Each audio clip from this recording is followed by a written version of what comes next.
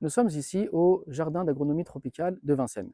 On avait déjà fait une vidéo sur les lieux puisqu'il y a une stèle qui représente donc la mosquée qui a été construite pour les soldats musulmans qui avaient été mobilisés donc au moment de la Grande Guerre. Il y avait donc à cet endroit un hôpital et bien entendu une mosquée dans laquelle les musulmans pouvaient se regrouper. Alors bien souvent on pense que la première mosquée en France est la mosquée de Paris qui a été construite et inaugurée donc en 1926, mais ce lieu témoigne donc qu'il y avait bien avant une mosquée qui était fréquentée par les musulmans et qui a par la suite donc cessé d'être fréquentée lorsque la mosquée de Paris a été construite. Et avant cela, il y avait encore une autre mosquée qui a été construite au Père-Lachaise en 1857 par l'Empire ottoman. Mais il y a donc on va dire le lieu et l'occasion de parler d'une autre mosquée, une mosquée qui est beaucoup moins connue, une mosquée qui a été construite au XIIe siècle.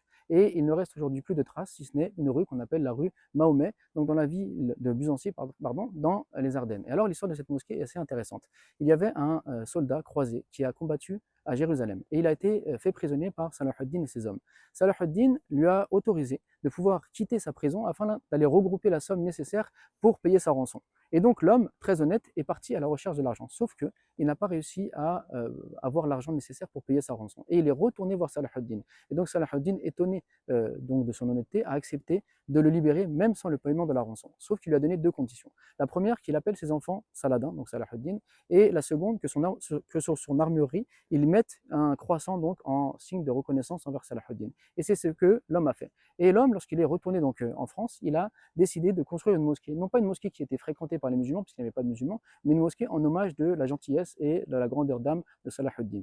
Donc la première mosquée de France date de cette époque, donc du XIIe siècle. Il y a eu ensuite la mosquée de Mayotte, la mosquée de la Réunion, la mosquée du Père-Lachaise, la mosquée ici donc de Vincennes, et par la suite la mosquée de Paris. Et bien entendu, il y avait en France donc sur toutes les côtes on va dire méditerranéennes et autres, des salles de prière dans lesquelles les soldats ou bien les navigateurs donc de l'Empire ottoman ou autres, de la régence d'Alger, etc., pouvaient se regrouper et prier lorsqu'ils étaient de passage en France.